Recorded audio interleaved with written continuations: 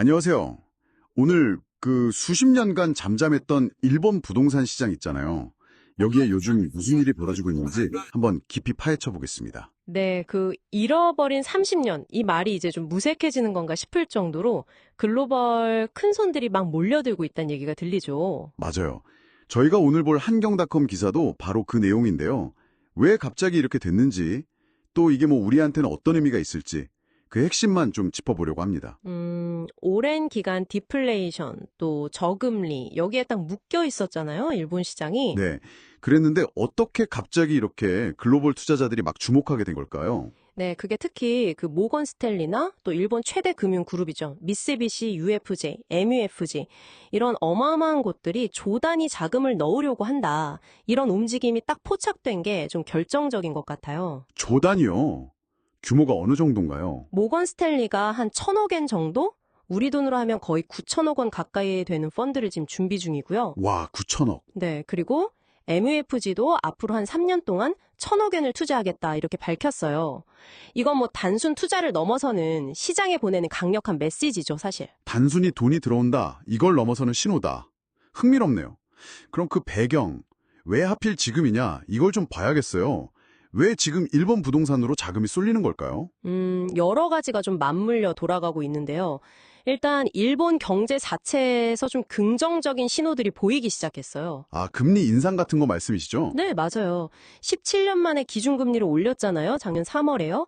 그리고 자산 가격도 오름세고요. 올해 전국 평균 땅값이 2.7% 올랐는데 이게 무려 1991년 버블 터진 이후로 가장 높은 상승률이거든요. 91년 이후 최고치. 정말 긴 잠에서 깨어나는 듯한 그런 느낌인데요. 그렇죠. 그런 경제 회복 분위기에다가 또 요즘 일본 관광 엄청나잖아요. 아, 맞다. 관광객 엄청 늘었죠. 네, 그러다 보니까 호텔이나 뭐 상업시설 이런 데 수요가 확 늘어난 거죠. 이것도 한몫하고요. 그렇군요. 경제 살아나고 사람 몰리고 또 기사 보니까 투자자들 생각 자체가 좀 바뀌고 있다고요. 바로 그 점이 중요해요. 예전에는 일본 부동산 하면 그냥 안정적이다, 뭐 이 정도였는데 이제는 힐하우스나 EQT 같은 정말 큰 글로벌 운용사들 있잖아요. 네네. 이런 데서 수익성, 성장성을 보고 아예 일본 부동산 전문가를 영입하려고 막 경쟁까지 벌인다는 거예요. 뭔가 큰 기회가 보인다 이런 뜻이죠. 투자자들만 움직이는 게 아니라 일본 기업들 내부에서도 뭔가 변화가 있다면서요. 그 유효 부동산 매각 이야기요? 아, 네. 정확히 보셨어요. 유효 부동산이라는 게 뭐랄까 기업들이 갖고는 있는데 핵심 사업에는 직접 안 쓰는 그런 알짜 땅이나 건물들 있잖아요. 네, 있죠. 이걸 최근에 일본 기업들이 주주 가치 높여라, 뭐 자본 효율적으로 써라 이런 압박을 받으면서 시장에 내놓기 시작한 거예요. 아하, 그래서 외국계 펀드들이 그걸 사들이는 거군요. 기사에 나온 브룩필드나 블랙스톤 사례처럼요. 네, 맞습니다. 캐나다 브룩필드가 도쿄 메구로 가조엔이라는 복합단지를 샀고 블랙스톤은 도쿄 가든테라스 키오이초 빌딩을 인수했죠. 이게 외국계 펀드한테는 정말 좋은 기회가 되는 거죠. 기업들이 잠자고 있던 자산을 깨우는 거네요. 근데 이렇게 막 시장이 움직이는데도 일본 부동산이 여전히 싸다는 얘기도 있던데요. 도쿄 고급 주택 가격이 런던 절반밖에 안 된다고요. 센트나 들었는데도 말이에요. 와, 18%나 늘었는데도 아직 저렴하다. 네, 게다가 오피스 시장을 보면요. 도쿄 중심부 공실률이 3.5% 정도예요. 3.5%요? 되게 낮은 거 아닌가요? 엄청 낮은 거죠. 뉴욕 맨해튼이 거의 15% 가까이 되고 런던도 7% 넘거든요. 그걸 비하면 기업들이 좋은 사무실을 계속 찾는다는 증거죠. 그렇군요. 가격 매력도 있고 수요도 탄탄하고 그런데 아까 잠깐 얘기 나왔던 숨겨진 가치에 대한 기대감 이것도 크다고요?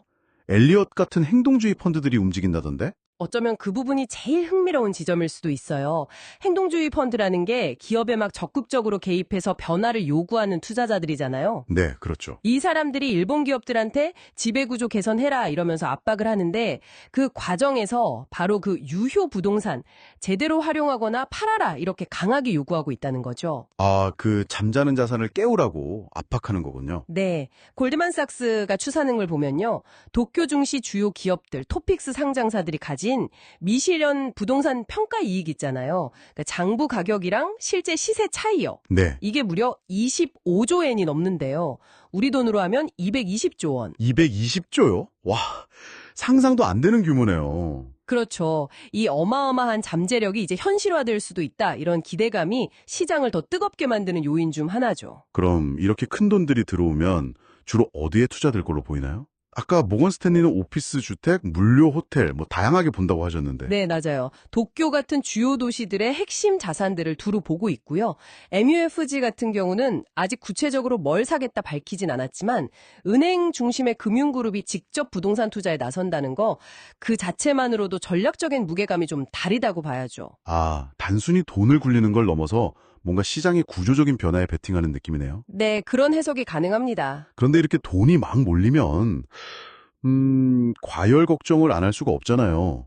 특히 호텔 같은 분야는 경쟁이 너무 심해서 오히려 수익성이 안 좋을 수도 있다. 이런 얘기도 있던데요. 물론입니다. 모든 투자에는 항상 빛과 그림자가 있으니까요. 특히 인기 있는 섹터는 입찰 경쟁이 너무 과열되면 당연히 수익률을 갉아먹을 수 있죠. 금리 인상도 좀 걸리고요. 이제 막 올리기 시작했으니까. 네, 그것도 중요한 변수예요. 본격적으로 금리가 더 오르면 자금 조달 비용이 늘어나잖아요. 그러면 아무래도 가격 상승세에 제동이 걸릴 위험도 분명히 생각해야 합니다. 정리를 좀 해보면 일본 부동산 시장은 일단 경제 회복 신호가 보이고 여기에 글로벌 자금들이 새로운 시각으로 들어오고 또 기업 내부에서도 변화 요구가 맞물리면서 뭔가 중대한 전환점을 맞고 있는 것 같다. 이렇게 볼 수 있겠네요. 네, 맞습니다. 모건 스탠리나 MUFG 같은 거물들의 움직임은 분명 이런 변화에 대한 기대를 보여주는 거고요. 하지만 말씀하신 대로 과열 우려나 또 금리 리스크 같은 변수들도 잘 봐야겠고요. 그렇죠. 그래서 만약 여러분께서 일본 시장이나 해외 투자 동향을 보고 계신다면 이런 거시적인 변화의 큰 그림이랑 동시에 잠재된 위험 요인들, 이걸 좀 균형 있게 보시면서 기회를 찾는 게 중요해 보입니다. 단순히 뭐 투자 수익률 이걸 넘어서요. 앞으로 도쿄 같은 대도시의 모습이나 어쩌면 거기 사는 사람들의 생활 물가에는 장기적으로 어떤 영향을 주게 될까요? 그리고 아까 말씀드렸던 일본 기업들이 안고 있는 220조 원 규모의 미실현 부동산 이익 있잖아요. 이게 만약 진짜로 시장에 풀리기 시작한다면, 와, 이게 일본 경제 전체에는 또 어떤 나비 효과를 가져올지 그걸 지켜보는 것도 상당히 흥미로운 포인트가 될 것 같습니다.